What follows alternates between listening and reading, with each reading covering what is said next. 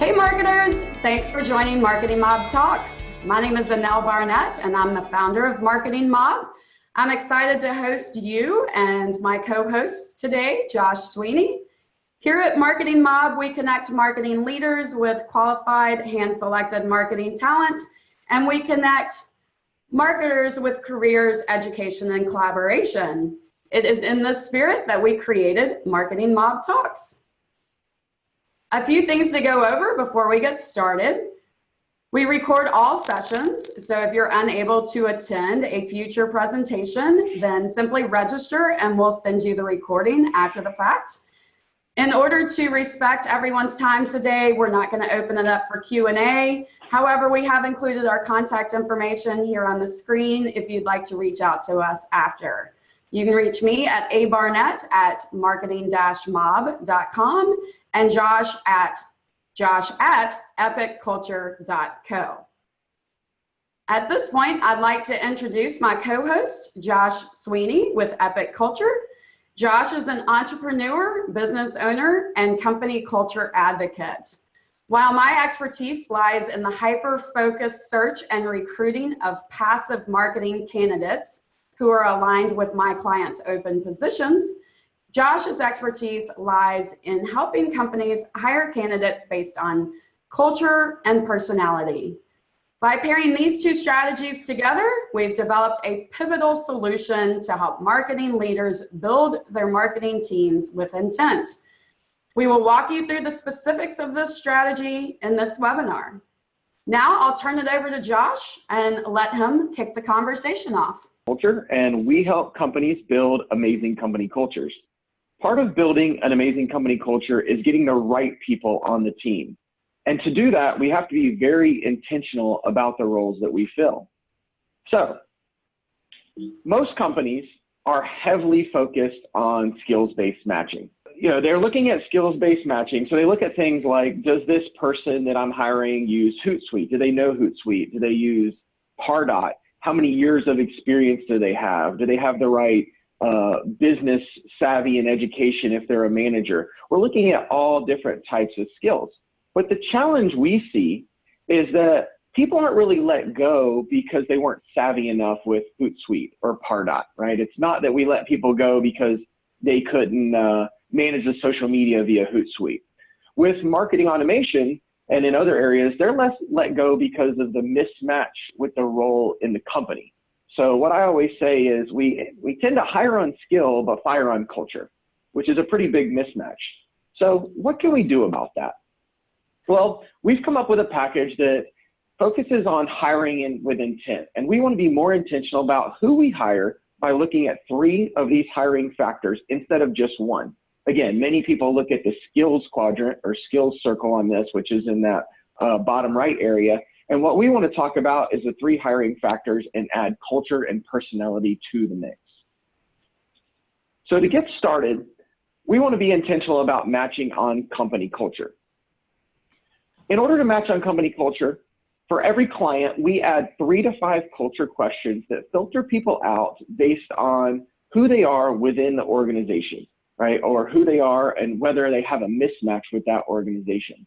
Because if they don't match the culture, then it doesn't matter how good their skills are.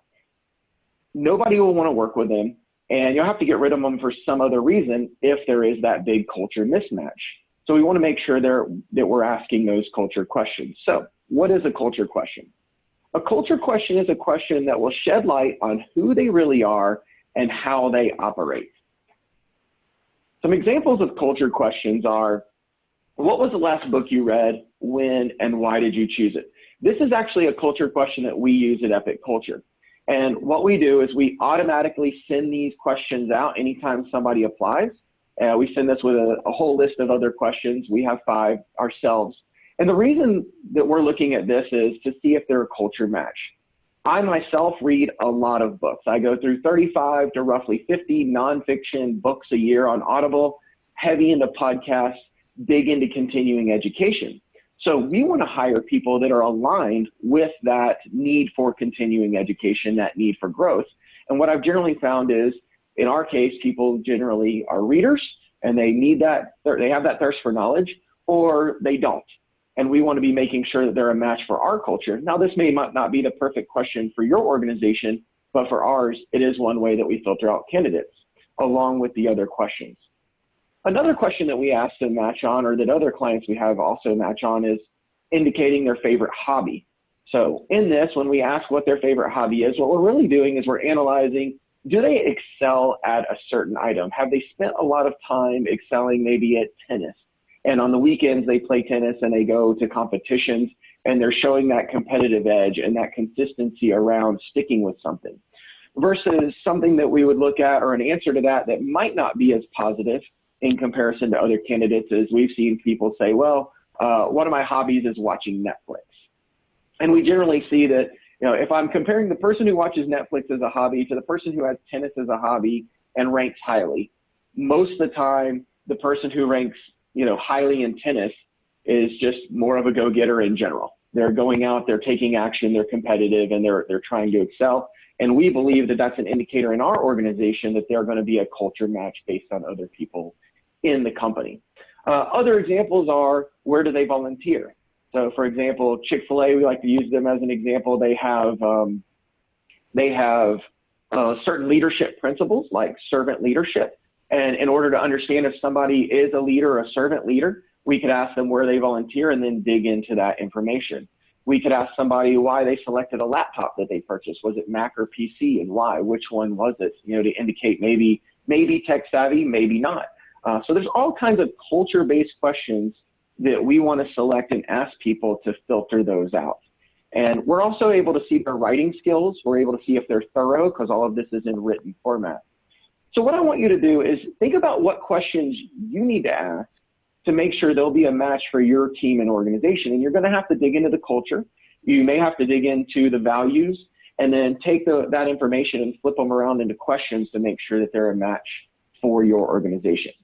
So with that, I'm going to turn it over to Anel to tell you a little bit about her tips and tricks for better skills-based matching. Okay, as Josh said, in this section, we'll talk about how to be intentional about hiring based on skill set. But first, I want to address the purple unicorn. I've heard it 100 times. A client will say, we want this individual to have these 50 highly specialized skills, and our budget to hire this person is $50,000. As appealing as this may seem, these candidates are as mythical as this purple unicorn that you're seeing here on the screen. No one can do everything, and frankly, it's not in your best interest to hire someone who has 100% of the requirements of the job description. Passive candidates and active job seekers are looking for their next career challenge. They want to expand their skills rather than being bored doing the same tasks that they did in the last role. Instead of seeking someone who can check off every single box on the job description, why not consider someone who has 70 to 80% of the skills, and then someone that you fully know has the capability of learning the additional skills that are required for the position? Be more intentional by letting them grow into the role. They are more likely to be satisfied for longer if they have career growth opportunities and a path with your organization. So let's move into skills-based qualifications. First, you'll want to assess your current situation and establish your filtering criteria. Can you bend on the requirements a bit if someone is an awesome cultural and personality fit? For instance, if you have formal training processes in place, it's not as important to hire someone with 90 to 100% of the skills. However, if you don't have these training processes in place, you won't have as much flexibility on the skills requirements. So you may consider developing those training processes. Based on this evaluation, which requirements of the job and job description are non-negotiable and which can you live without? As an example, if you're trying to hire a Marketo professional, they would need to possess marketing automation experience. But most individuals who have Pardot or Eloqua or any number of the other marketing automation platforms, if they have experience in those areas, they can easily cross over to Marketo. It may take them a couple of weeks to get up to speed, but they certainly are candidates that should be considered if they're the right cultural and personality fit. Once you determine what your non-negotiables are and those requirements that are nice to have, you'll want to actually indicate that on the job description so that candidates are not deterred from raising their hand if they don't have every single skill that's required of them on the job description. By establishing these guidelines up front, it can potentially open up some awesome candidates you may not have considered otherwise. Next, you'll want to establish methods for assessing their capabilities. It's important to have filtering questions and to ask these questions early on in the interview. This will save your time and actually save the candidate's time in the long run, because you don't want to continue with an interview or an interview process if they're very clearly not the right fit. I'll cover some of these qualifying questions on the next slide. However, I wanted to cover a few more things here. Another option is to ask the candidate for samples of their work. I'm sure that lots of people out there do that, especially for design and content writing positions, as well as maybe even, seeing a strategic plan that they put together in the past. You can also ask them to complete work assignments or assessments.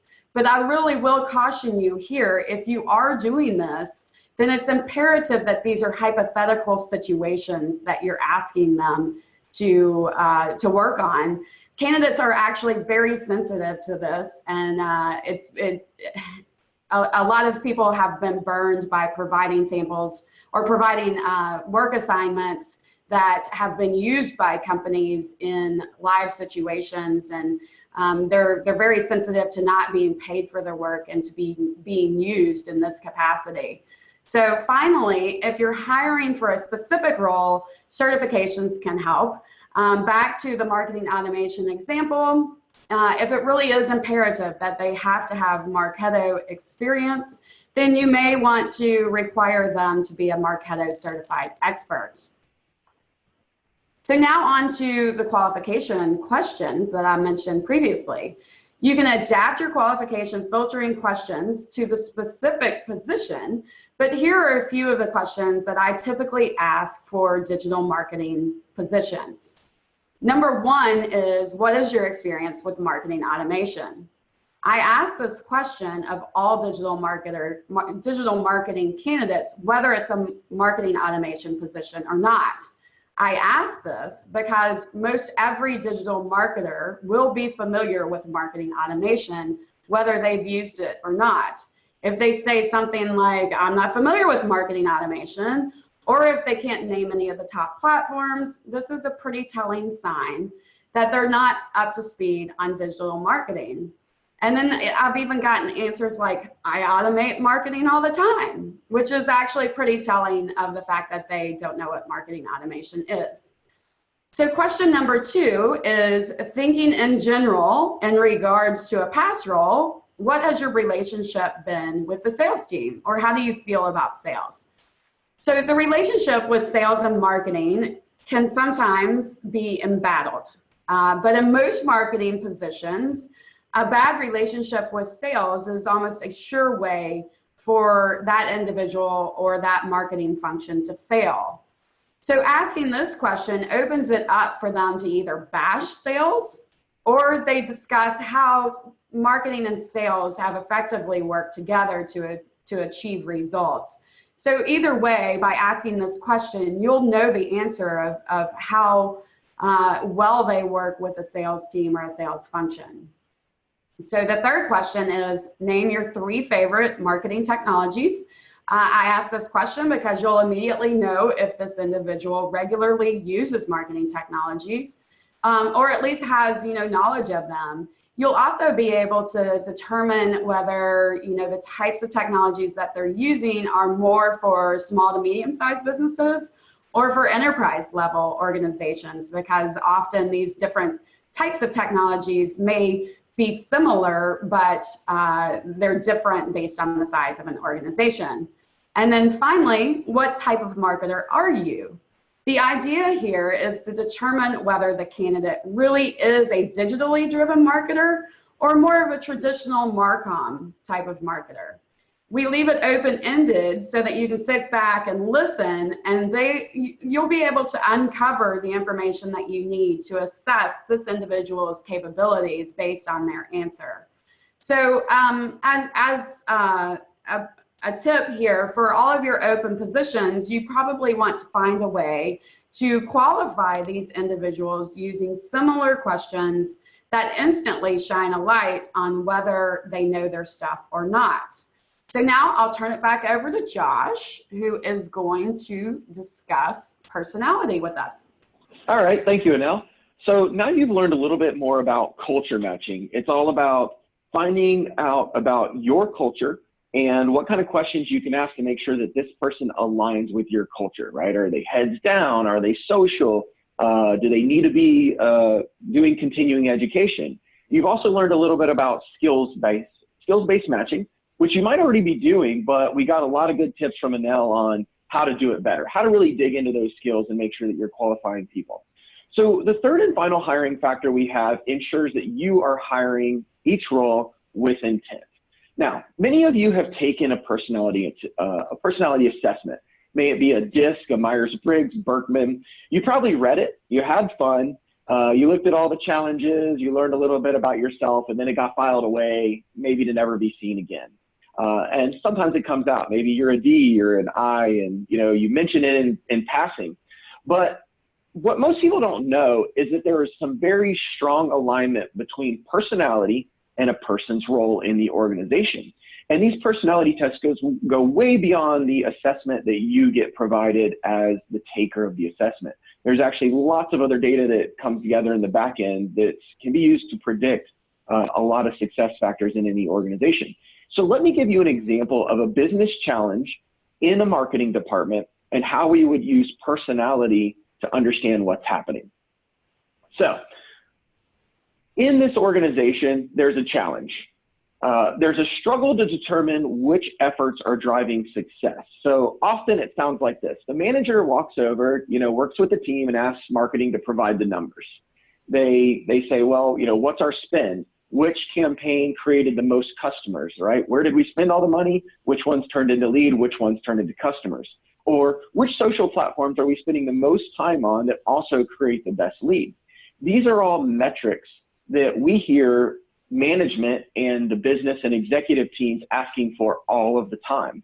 And what happens is they have to repeatedly ask for these, and they eventually get some sort of numbers. And sometimes the numbers are really good, depending on the organization, and sometimes the numbers are okay that come back. But a lot of times, if you're having to ask for this on a recurring basis, then there's some sort of mismatch in the organization. There's some sort of challenge. So why does this happen? Why does management and executive have to go to the marketing team over and over again to get numbers and kind of pull it out of that organization? Well, the main reason is each person on the marketing team has certain personality traits.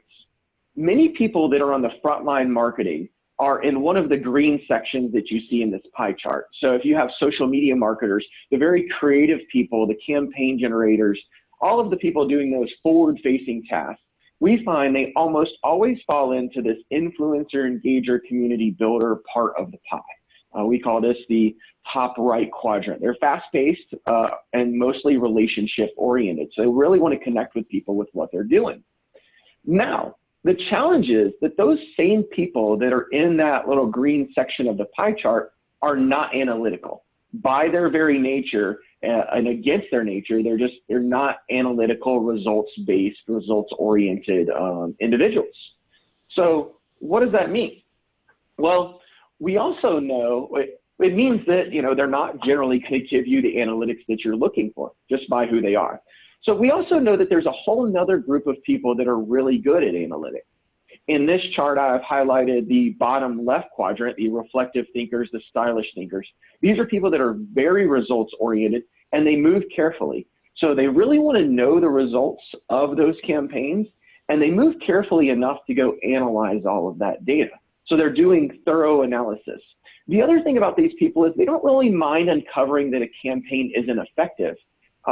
to them, it's not that the campaign isn't effective. They're happy to, do away with one campaign for another effective campaign because they don't have as much buy-in. They probably weren't the creators of all of the content. So they can look at it a little more agnostically. They're just not as vested in as much in each one of those campaigns. They're vested in the data and the success. These people, again, are in that dark blue section. And what I've really found interesting with a lot of this data that we use with personality testing is that we can even post certain job titles and put certain verbiage into the description, which almost always attracts this type of person. So one example of this, and kind of an easy tip for you, is if you put the word analytics or add data analytics and analysis and ROI and these types of indicators to your job posting, you're almost always, or majority of the time, going to get people that self-select are in one of these quadrants. And if you get somebody that's outside of one of these areas, like the reflective or stylish thinker, then it may not work out quite like you would think. So with the personality assessment, we can actually analyze the team for balance and uncover why certain results are not getting met or why certain results are getting met, and be able to guide you on where you need to balance out that team to get the results that you need. So now that I've gone over those 3 hiring factors along with Anel, she's going to tell you how to pull it all together to find an amazing match. All right, in this section, we'll talk about how to be intentional about the search. At this point, we want to walk you through a candidate persona as it captures the desired candidate's skills, personality, culture in one place, as well as a few other things that we're going to cover on the following slides. So this persona serves as your hiring blueprint. It maps out who your candidate is, what matters to your candidates, and how to go about matching what you have to what they want and what you want to what they have. The candidate persona is a tool you can use to become intentional about sourcing and recruiting top candidates that will differentiate you from other companies that are looking to hire the same individuals. So here is a sample candidate persona. Similar to what marketers know as buyer personas, the same strategy can be used to identify and find the best candidates for your open positions. This is especially useful in a marketing or advertising agency environment, for a brand team, or any other scenario where you're often hiring the same individual over and over again, or the same type of position over and over again. You can use this same persona for each of those hires. So candidate personas also align the hiring team so that everyone is telling the same story when they're interviewing the candidates. They're answering the candidates' questions consistently, and they're addressing what the ideal candidate cares about over and over again. So on this first tab here of the persona, we covered the actual candidate profile, which is a high-level capture of who this individual is. So in this case, we are calling this persona Marketing Operations Mary. And when searching for Mary, you would want to look for these titles to find Mary. Many of the other boxes here in the top section are pretty self-explanatory, so I'm not going to go into detail on these, but I will cover some of the bottom section. So this bottom left section is Mary's responsibilities. As we discussed previously, you're going to have your absolute requirements and your nice to have requirements, and this box should cover only the things that are absolute. So in the middle, we talk about how she's evaluated. This helps you in the interview process answer her question when she has it, because often that is a question they will ask. It also helps you get clear on how this individual actually is evaluated, and it ensures that all of the members on the hiring team are communicating this the same way each time the candidate interviews with one of them. And then the final box here is information and resources that Mary trusts. So this is basically how you'll go about finding Mary. So if she's always, in a specific Facebook group, or if she reads a certain website every day, you can run job posts in those different kinds of groups. You can post in those social media groups. You can, if she's often in an organization like the American Marketing Association, then you can go to those types of events to try to find her there. So tab 2 covers personality. So here is where we take what Josh covered and we put it on paper so that everybody is aligned on what that is. What is the ideal behavior style? This aligns with the responsibilities of the position. So as Josh covered, does this role require an engager? Does it require an influencer, a facilitator, or a strategist? It's important to capture this here so that everybody knows who they're looking for. Then you might want to capture the appropriate personality type and personality traits that they might have. Having these things on paper will help you to not hire the wrong person just because you really liked them in the interview process and you really made a connection with them. That's all fantastic, of course, but it doesn't necessarily mean that they're the right person for the specific role that you're working on. And then finally, what are their motivators and rewards? And then what are the expected strengths and weaknesses that you might be able to identify during the interview process so that you can see if that aligns with the personality type. So then we move into success factors. What do we have as a company that we have to offer this candidate? What results or outcomes does this candidate expect from a new position or from our company? So here you'll capture things like what Mary cares about. Believe it or not, salary is rarely the most important thing to candidates. So if you do know and have an idea of what Mary cares about, then you'll have a better chance at winning her over. What kind of technology do we have that might excite Mary? What existing projects are we working on that she'll have an opportunity to work on if she takes this role? Mary wants to know that she's leaving her current situation or her current position to do something awesome. So are you going to be the one that actually provides that for her or offers that to her? So these are just some sample success factors. They'll be different for every role and every personality type.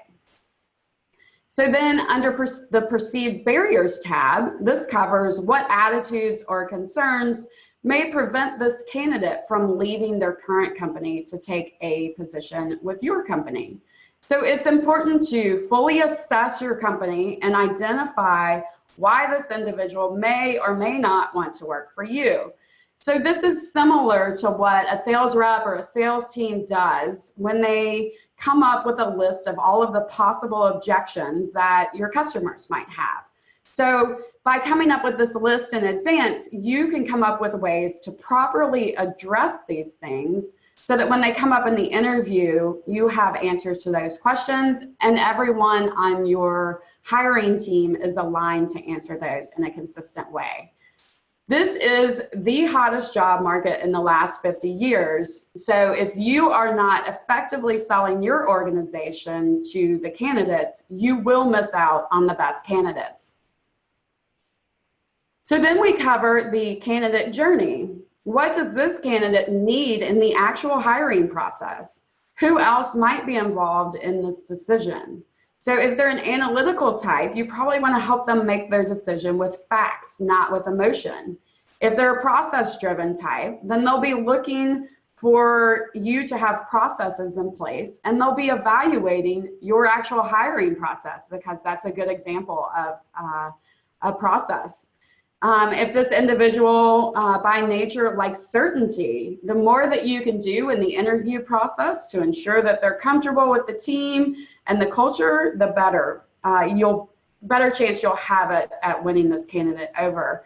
And then try to understand the role that their family plays in this decision to take this position or not, and effectively communicate how you also take care of families if you do.